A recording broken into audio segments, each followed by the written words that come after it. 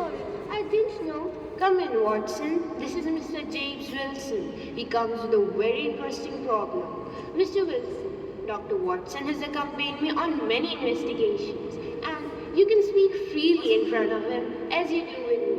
Will you tell your story again for Dr. Watson, or just give him this advertisement? You can tell no doubt that our client has been to China and has done quite a bit of writing lately. Why? How when? You have a tattoo of fish with pink scales on your right wrist, and a Chinese coin dangling from your keychain provides further evidence. But the writing? Why, your right cuff is very shiny compared to your left one, and the left one has a smooth patch near the elbow where you rested upon the desk. Yes, that's right. It's so strange. It is strange, isn't it? Do you see the day and month of the newspaper? It's the morning of 27 April, 1890, 2 years ago. Now, Mr. Wilson, tell us about yourself. I own a pawn shop on Coburg Square. It's a little shop and it does not make much money, but I have enough to go on. I have an assistant, Vincent Spodling. It was he who called my attention to an advertisement. Well, I didn't know.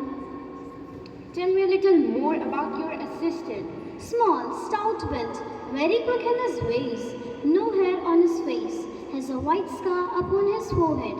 He is a good worker. I couldn't afford an assistant, but he agreed to work for half wages. I couldn't find a smarter assistant. He spends a lot of time in the cellar of the shop where he develops his photographs. He told me that he was an amateur photographer and that he needed a place that is dark to develop his negatives. Well, he showed me the advertisement and told me to not let such an opportunity pass. After some thought, I agreed. On Monday, he accompanied me to that address where Mr. Rose was there. Upon seeing me, Mr. Rose was very excited and told me that I met all the requirements for the job. So what did your job involve?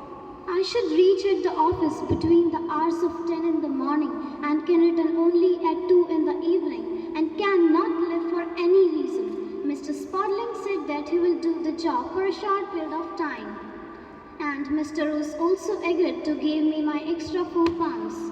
And Mr. Rose told me to copy the encyclopedia. Copy the encyclopedia? I was pleased too, Mr. Holmes. When I reached home, I was feeling very happy. But that evening, I started thinking again. Copying from an encyclopedia is a strange work for a man to do. Very strange, yes? Yes. Next evening, I went to the Pope's court with my pen and some paper. Mr. Holmes was there, but I went and with him, she went away. She gave me my extra £4. So how long did you work there? 8 weeks, but today when I went at the 10 over there, no one was there and the door was locked. And this was on the door.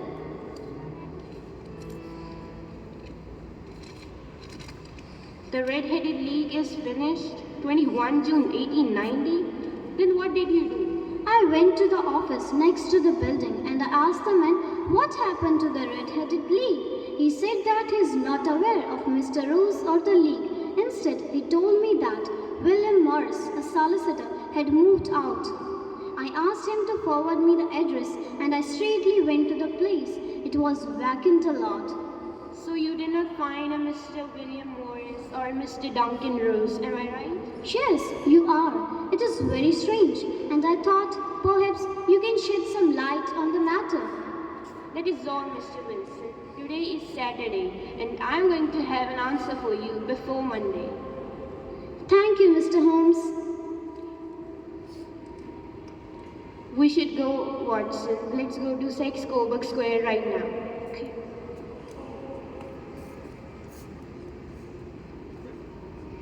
They will come up and say thank you.